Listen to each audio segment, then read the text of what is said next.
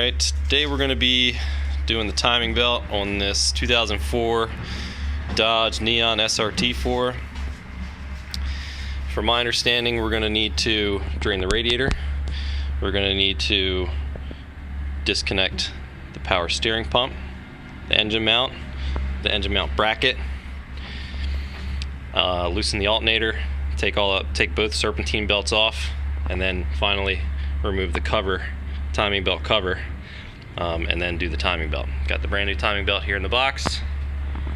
Comes with a water pump. That's the reason we're draining the coolant, is because we're also doing the water pump at the same time. And it should take a couple hours. All down. Then we're going to take out our motor mount, top motor mount.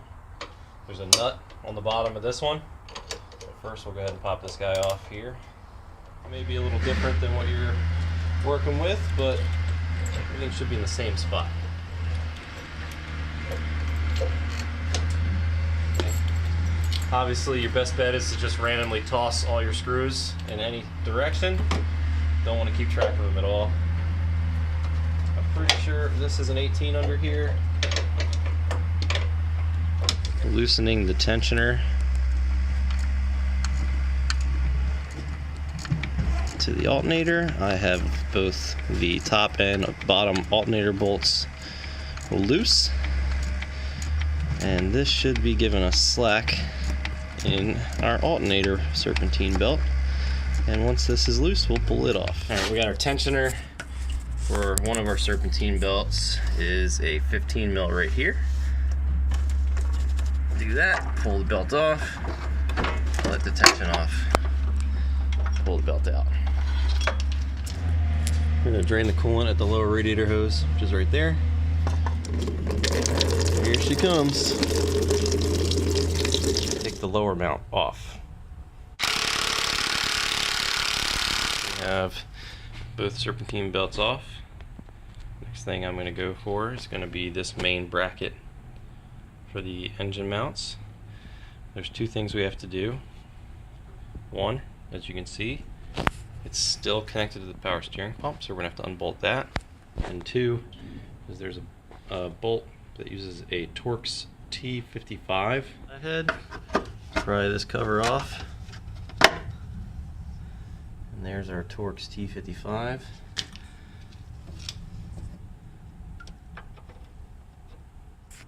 Using an extended 13 mil socket all the way out to here to loosen it up.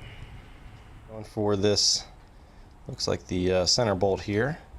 That is a 15 millimeter shorty. In order to get that 15 mil bolt to come out of the hole, I had to jack the motor up a little bit with a jack right on the corner of the motor just to get that bolt to clear the frame. At this point, I think that's all there was holding this bracket to the car, although I think that there's one more back there. Yeah, there's one more back there. In order to get to the next mount bolt, hopefully the last one, we actually have to pull the crank pulley off. We'll do that now. Alright, after about 2 hours of fooling with this thing, the slide hammer was a failure. I ended up busting out the old trusty 12-ton hydraulic gear puller and rigging up some spacers. I ended up modifying the ends of these myself to fit in here. None of that is recommended, but it worked fine. So in a jam, if you happen to have one of these Harbor Freight pullers around, it works fantastic to pull the crank pulley off. She's off. I finally got it out. It was tight getting it out of there. I had to leave the back bolt kind of in there while finagling it out of there, out of this hole, moving stuff around and pulling on stuff and having the motor jacked up. I got two boards there, got it jacked up as high as it would go on the jack, and just moving everything around. And finally we can actually start doing the timing belt. Have the covers off. Two covers, the top and the bottom. Screw here, screw here. There's a screw that you can't see, but it's in this area here. You can feel it. It's right here. There you go. Right there. Then that top cover will come off. Then you got the bottom cover. This here. Here. Then you come underneath that one. And then you hit that one. And then they'll come off. Okay.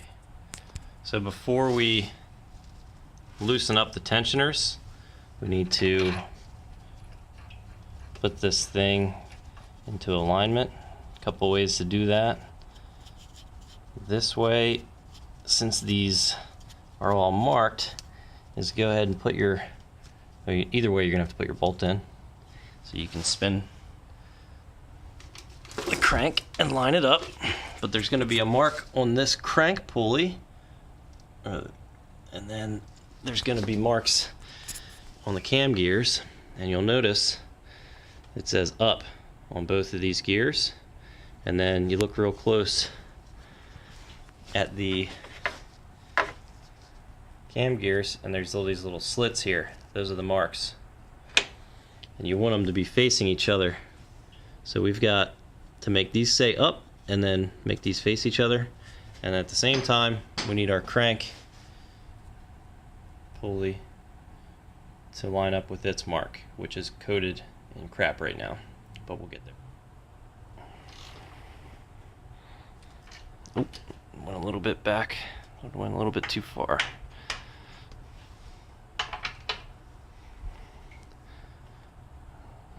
So there's our marks there, and that should mean, and it looks like it does, that we are lined up, just about lined up. See that white dot on the arrow lining up onto the case right behind it, little triangles pointing right at each other. You got that, and then you got that. At this point, once the tensioner is loose, take a 6mm Allen and you're able to rotate the pulley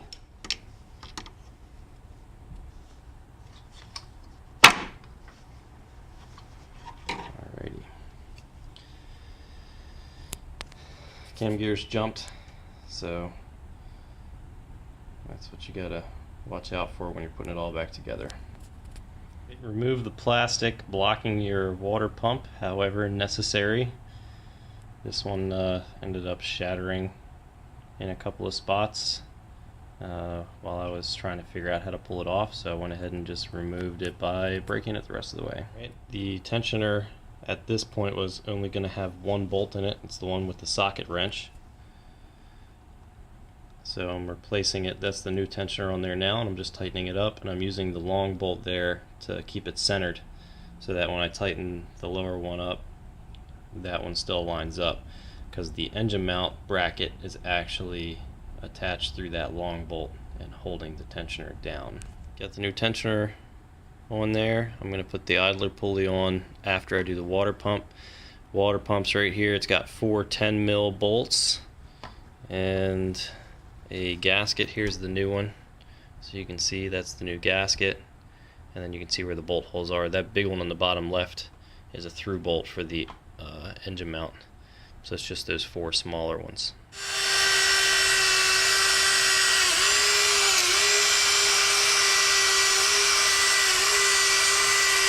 If you can't get your gasket to stay on like I was not able to, you can use a couple of little dabs of grease in a few spots to hold the gasket in place. As you see, it doesn't want to fall down, so that way you can slide it onto where you need to go and put the bolts in. Alrighty, got what's left of the back cover reinstalled. Once all the other pieces are in place, the front covers, I mean, it's going to do a pretty good job of staying together. That little break there is actually where I cut some so that it wouldn't shatter anymore, and most of it stayed together, so not the end of the world. We'll go ahead and reinstall our idler pulley right here, and then we'll do our timing. We got our marks are lined up all around. It's hard to see. All around lined up. Now I'm adjusting the tensioner, which I'm going to use the camera. Try to use the camera as a mirror so I can see what I'm doing. So this is our window here, and it needs to be in line with that groove. I'm going to hold it there and then tighten that 13. That 13 with the green dot next to it. From here on out, it's just the opposite of taking everything apart. We're just going to put it back together. Getting that crank pulley on could be fun. Probably end up using a rubber mallet to get it started and then drawing it the rest of the way in with the crank bolt. Don't forget Loctite on that bolt. And just a little side note, I don't know if you guys use desk lamps when working on cars, but I love it. They work great. You can flex it wherever you want. Nice and bright and really cheap.